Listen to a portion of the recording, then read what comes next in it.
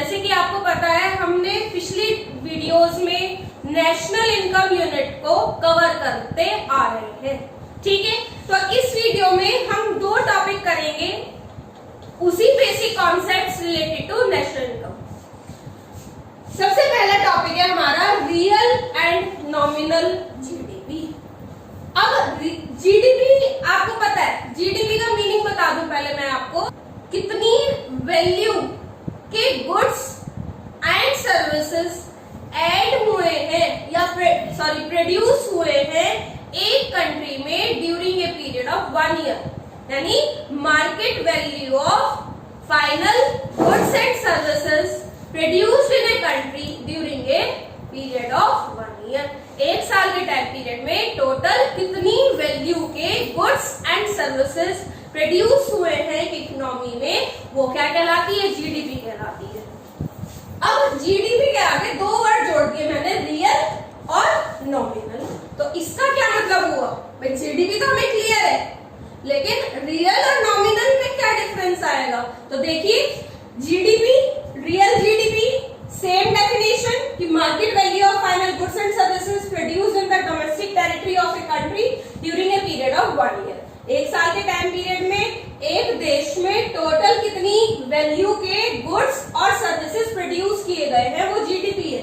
लेकिन real GDP में इसमें थोड़ा सा एडिशन कर देंगे, as estimated using base year price, यानी जो मार्केट वैल्यू कैलकुलेट कर रहे हैं गुड्स एंड सर्विसेज की, जब ये वैल्यूएशन यानी जो ये वैल्यू है गुड्स एंड सर्विसेज की, अगर ये बेस ईयर यानी किसी पुराने ईयर के बेस पर कैलकुलेट करी जाए, क्या? Market value. जब गुड्स एंड सर्विसेज की मार्केट वैल्यू किसी पुराने बेस ईयर, सपोज मैंने 2010-11 मैंने क्या मान लिया? अपना बेस ईयर मान लिया, और उस ईयर के प्राइस के हिसाब से मैं क्या कर रही हूँ? वैल्यूएशन कर रही हूँ आज के प्रोडक्शन का, यानी इस ईयर के प्रोडक्शन का। तो वो क्या कहलाएगा? Real GDP. यानी हम अपने गुड्स एंड सर्विसेज की वैल्यू कौन से प्राइस के हिसाब से निकाल रहे हैं? बेस ईयर प्राइस के हिसाब से, ठीक है। बेस ईयर कुछ भी एज्यूम कर सकते हैं, जैसा कि मैं आपको कह रही हूँ कि बेस ईयर क्या है, सपोज 2010, ठीक है। जब इस ईयर के प्राइसेस के हिसाब से वैल्यूएशन की जाए गुड्स एंड सर्विसेज की, आज के गुड्स एंड सर्विसेज की जो आज प्रोड्यूस किए गए हैं, इस साल प्रोड्यूस किए गए हैं, सपोज हम 1920 की बात कर रहे हैं, है ना, 2019 एंड 20 में जितना प्रोडक्शन हुआ है गुड्स का और सर्विसेज का, उसकी वैल्यू हम किस हिसाब से देख रहे हैं? 2010-11 के हिसाब से। तो वो क्या कहलाएगा? रियल जीडीपी, ठीक है, बेस ईयर प्राइस के अकॉर्डिंग। नॉमिनल जीडीपी में क्या है? इसी साल के गुड्स एंड सर्विसेज और वैल्यू जो निकाल रहे हैं वो भी इसी साल के प्राइस के हिसाब से कैलकुलेट कर रहे हैं, ठीक है। यानी गुड्स भी 2019-20 के हैं, क्वांटिटी भी, ठीक है, और प्राइस भी किसका है? 2019 और 20 का, 1920 का। तो वो क्या हो गई? नॉमिनल, ठीक है। जब गुड्स एंड सर्विसेज की वैल्यूएशन जिस साल उसी साल के प्राइस के हिसाब से की जाए जिस साल उनको प्रोड्यूस किया जा रहा है, तो वो क्या कहलाएगी? Nominal GDP using current year price. ये ऊपर का सेम, क्लियर। तो अब ये जो जीडीपी है, क्वेश्चन हमारे माइंड में आया कि ये दो तरह से क्यों निकाल रहे हैं हम? रियल जीडीपी निकालने का क्या यूज है? क्यों निकाल रहे हैं हम रियल जीडीपी? तो इसके पीछे, इसके निकालने के पीछे हमारा एक मकसद है कि हम ये जानना चाहते हैं कि सिर्फ वैल्यू के बढ़ने से, कि भाई कोई चीज पहले 10 रुपए की थी, ठीक है, आज उसकी कीमत 15 रुपए है, तो सिर्फ प्राइस के बढ़ने की वजह से ही तो हमारा जीडीपी नहीं इंक्रीज हो रहा, ठीक है। हम ये चेक कर रहे हैं, रियल जीडीपी क्यों कैलकुलेट कर रहे हैं? क्योंकि हम ये चेक करना चाह रहे हैं कि जो जीडीपी इंक्रीज हो रहा है, कि भाई पहले सपोज वो 1 लाख करोड़ रुपए का था, अब वो जीडीपी कितना है? 2 लाख करोड़ रुपीस का। तो वो जो बढ़ गया, भाई हमें जीडीपी बढ़ा हुआ दिख रहा है 1 लाख करोड़ और 2 लाख करोड़, ठीक है, तो ये इंक्रीज दिख रहा है। लेकिन वो जो इंक्रीज हुआ, क्या वो क्वांटिटी में भी इंक्रीज हुआ या सिर्फ प्राइसेस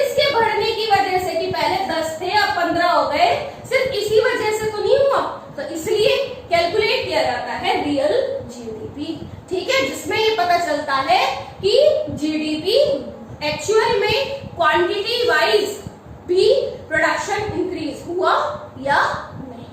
ठीक है, इसी के बेस पे एक फॉर्मूला हमारा ड्राइव होता है जीडीपी डिफ्लेटर का, जिसको हम क्या कह सकते हैं, प्राइस इंडेक्स। ठीक है, कि कितना चेंज आया over A period of time. कैसे कैलकुलेट होगा, nominal GDP upon real GDP into 100। ठीक है, इससे पता चलेगा कितना चेंज आया प्रोडक्शन में, जीडीपी में। ठीक है, क्लियर है। ये फॉर्मूला क्यों यूज किया जाता है, वेरिएशन चेक करने के लिए कि over A period of time कितना वेरिएशन आया है। देखिए एग्जांपल से देखते हैं कि अगर सपोज हमारे एग्जाम्स में आ जाए कि भाई with the help of example आप समझाइए रियल और नॉमिनल जीडीपी को या रियल इनकम नॉमिनल इनकम को, तो हम एग्जांपल के फॉर्म में कैसे एक्सप्लेन करेंगे। हमने फॉर एग्जांपल यहाँ 3 कमोडिटी ली है, वीट, क्लोथ एंड मिल्क। ठीक है, क्वांटिटी ली है कि भाई इस साल, ठीक है, सपोज हमारा ईयर है 18-19 या हम इसको 19-20 कर लेते हैं। ठीक है, कि हमारा ईयर क्या चल रहा है, 19-20 कंप्लीट हुआ, तो हमारा वीट का प्रोडक्शन कितना हुआ, क्लोथ मीटर्स में कितना प्रोडक्शन हुआ, मिल्क का कितना प्रोडक्शन। प्राइस ले रहे हैं हम, एक तो प्राइस लिया हमने बेस ईयर का प्राइस, एक लिया हमने current year price. Base year हमने माना है 11-12 को और करंट ईयर हमारा क्या हो गया, 19-20। ठीक है, प्राइसेस ले लिए हमने, अपनी तरफ से एज्यूम कर ली, वैल्यूज ये भी हमने एज्यूम करी क्योंकि हम न्यूमेरिकली एक्सप्लेन कर रहे हैं अपना रियल और नॉमिनल जीडीपी का कॉन्सेप्ट, कि जिसमें हमारी क्वांटिटी सेम है। ठीक है, इस साल की क्वांटिटी ली है, लेकिन due to change in price कि 2010-11 में उसी प्रोडक्ट के क्या प्राइस थे और 2019-20 में उस प्रोडक्ट के क्या प्राइस हो गए। ठीक है, तो इन प्राइसेस में चेंज आने की वजह से जीडीपी में कैसे चेंज आता है। तो रियल जीडीपी हम कैसे निकालेंगे, प्राइस इनटू क्वांटिटी करके। ठीक है, ये रियल जीडीपी सपोज ये P0 बेस ईयर प्राइस है, ये क्वांटिटी ये हो गई इस साल की, ये करंट ईयर प्राइस P1। तो यानी P0 Q0 को मल्टीप्लाई करके, इन दोनों को मल्टीप्लाई करके P1 सॉरी इन दोनों को मल्टीप्लाई करके हमारी क्या आ गई, रियल जीडीपी की वैल्यू 1000 इंटू 10 10,000, ये आ गया इसको मल्टीप्लाई करके 250 इंटू 15 ये आ गया। ठीक है, तो real GDP base year price के हिसाब से कितने की बैठी, 23,750 की। लेकिन अगर वही जीडीपी इसी साल के प्राइस के हिसाब से निकाले तो हमारी क्या आई भाई, क्या करा, P1 इंटू। ठीक है, इसी साल की प्राइस और इसी साल की क्वांटिटी, तो ये कितनी आ गई, 37,500। तो फर्क साफ समझ में आ रहा है कि सिर्फ प्राइस के चेंज होने की वजह से जीडीपी चेंज हुई है। ठीक है, क्लियर है। तो नॉमिनल और रियल जीडीपी का रीजन समझ में आया कि रियल जीडीपी क्यों कैलकुलेट की जाती है, एक्चुअल में पता लगाने के लिए कि क्या जीडीपी सिर्फ वैल्यू प्राइस के बढ़ने की वजह से बढ़ी है या क्वांटिटी में भी इंक्रीज हुआ है। ठीक है, एक क्वेश्चन इसके बेस पे आता है कि which is a better indicator. ठीक है, दोनों में रियल और नॉमिनल में बेटर इंडिकेटर कौन सा है जो वेलफेयर को रिप्रेजेंट करता है। तो क्लियर है आंसर, रियल जीडीपी से बेटर इंडेक्स। क्यों, क्योंकि उसमें हमें एक्चुअलिटी का पता चला है। एक और टॉपिक करते हैं, ये भी बहुत इंपॉर्टेंट टॉपिक है, ये वाला टॉपिक भी इंपॉर्टेंट था, रियल नॉमिनल जीडीपी, और ये टॉपिक भी बहुत इंपॉर्टेंट है, जीडीपी एंड वेलफेयर। ये कहा जाता है एक कंट्री के लिए या किसी भी इकोनॉमी के लिए कि अगर हमारा जीडीपी इंक्रीज हो रहा है, ठीक है, तो लोगों का वेलफेयर यानी उस कंट्री का वेलफेयर भी हो रहा है। ठीक है, जीडीपी को किससे जोड़ दिया, वेलफेयर से। If GDP of an economy is rising then welfare of that economy is also increasing या राइजिंग। बट इसके बाद के कुछ एक्सेप्शंस हैं। हमने ये तो कह दिया कि जीडीपी को किससे जोड़ दिया, वेलफेयर से, कि जीडीपी बढ़ रहा है वेलफेयर बढ़ रहा है, जीडीपी फॉल हुआ वेलफेयर फॉल हुआ। लेकिन इस जनरलाइजेशन के, इस बात के कुछ एक्सेप्शंस हैं और हमें वो ही एक्सेप्शंस स्टडी करने हैं कि जहां पर भले ही जीडीपी इंक्रीज हो जाएगा लेकिन welfare will not increase of the people. सबसे पहला देखिए, फर्स्ट लिमिटेशन क्या है जीडीपी और वेलफेयर की, डिस्ट्रीब्यूशन ऑफ जीडीपी, कि हमारा जो जीडीपी है, भाई जीडीपी में हर तरह के गुड्स आ गए, भाई एक निडल से लेके, एक सुई से लेके एक जहाज तक का प्रोडक्शन जीडीपी में काउंट होता है, ठीक है।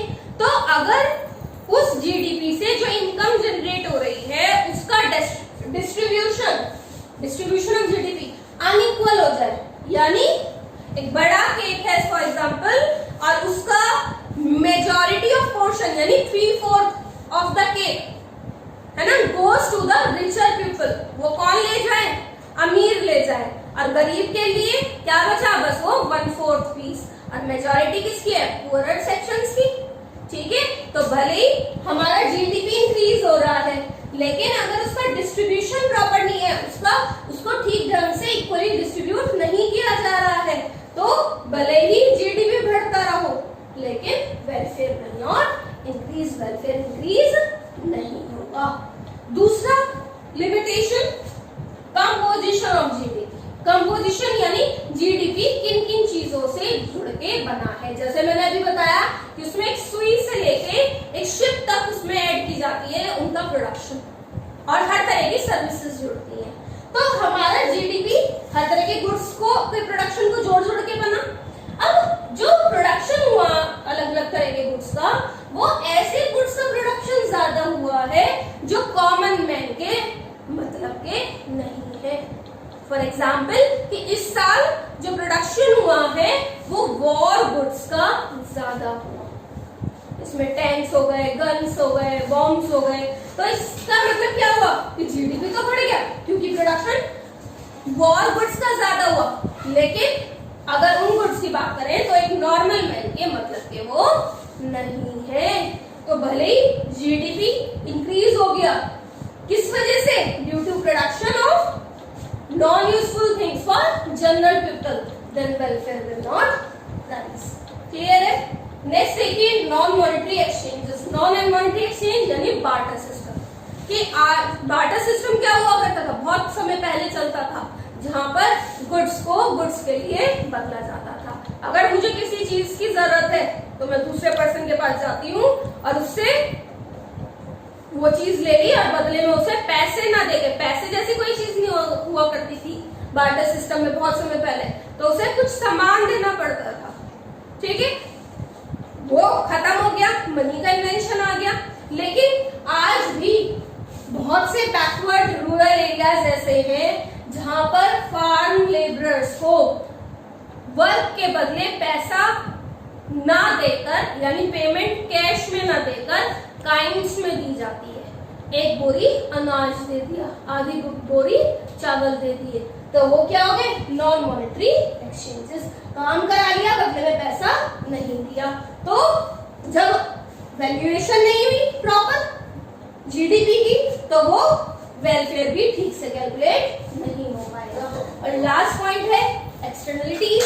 एक्सटर्नलिटीज का मतलब होता है पॉजिटिव एंड नेगेटिव इम्पैक्ट, कि कोई भी इकोनॉमिक एक्टिविटी का, कोई भी काम किया किसी ने, उसका क्या पॉजिटिव और नेगेटिव इम्पैक्ट एक सोसाइटी पर हो रहा है, वो क्या कहलाती है, एक्सटर्नलिटी। ठीक है, कि effect of an economic activity on the society. दो तरह की एक्सटर्नलिटी हो सकती है, पॉजिटिव और नेगेटिव। ठीक है, दो तरह की एक्सटर्नलिटी है, पॉजिटिव एक्सटर्नलिटी और एक होती है नेगेटिव एक्सटर्नलिटी।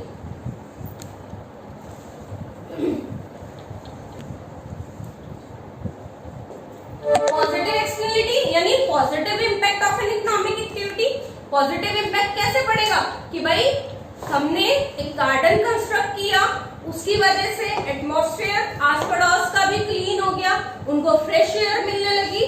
ठीक है, या एक पार्क कंस्ट्रक्ट करा दिया, इससे क्या हुआ, आसपास के लोगों को हेल्दी एयर मिलने लगी, तो ये क्या हो गया, और उसके लिए उन्हें पैसा भी नहीं देना पड़ रहा, तो ये क्या हो गई, पॉजिटिव एक्सटर्नलिटी, जिसके लिए कोई पेमेंट नहीं करना पड़ रहा, आपने कोई अच्छा काम किया, बेनिफिट उसका दूसरे भी ले रहे हैं। नेगेटिव एक्सटर्नलिटी यानी क्या कि आपने फैक्ट्री कंस्ट्रक्ट कर ली प्रोडक्शन के लिए, ठीक है, उसमें से निकलने वाला स्मोक क्या कर रहा है, एनवायरमेंट को पॉल्यूट कर रहा है, सराउंडिंग्स को पॉल्यूट कर रहा है, वहां से इंडस्ट्रियल वेस्ट निकल रहा है, वो रिवर्स में या बहाया जा रहा है लिक्विड वेस्ट, तो वो क्या कर रहा है, आसपास की सराउंडिंग्स को डैमेज कर रहा है। कोई पेनल्टी नहीं इम्पोज की जा रही है, ठीक है, सोसाइटी के थ्रू, तो वो क्या हो गई, नेगेटिव एक्सटर्नलिटी यानी नेगेटिव इंपैक्ट ऑफ प्रोडक्शन। ठीक है, क्लियर है स्टूडेंट्स? इसके बाद नेक्स्ट वीडियो में मिलेंगे कुछ नए इसी तरह के टॉपिक्स के साथ नेशनल इनकम से रिलेटेड। तब तक टेक केयर।